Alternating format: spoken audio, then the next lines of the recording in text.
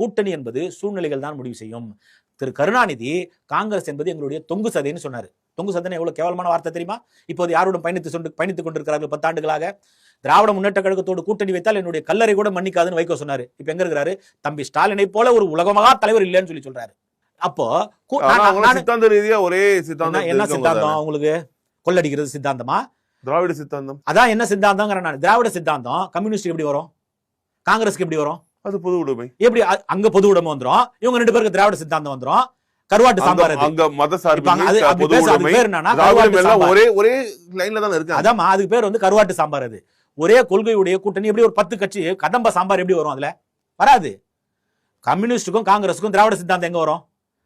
மதிமுகவும் திமுகவும் வருது, நான் ஒத்துக்கிறேன். ரைட்டு. அண்ணன் திருமாகவும் வருதுன்னு கூட நான் ஒத்துக்கிறேன், இல்லைன்னு சொல்லல. இப்ப இவங்களுக்கு எப்படி வந்துடும்? இப்ப எப்படி ஒன்னா சேர்ந்துட முடியும்?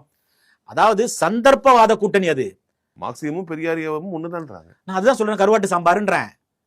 தேவையான நேரங்களில் தேவையானதை மட்டும் எடுத்துக்கொண்டு தங்களுடைய அரசியல் ஆதாயம் தேடக்கூடிய ஒரு என்ன சொல்றது, ஒரு மோசமான ஒரு கூட்டணி இந்த திமுக தலைமையிலான கூட்டணி.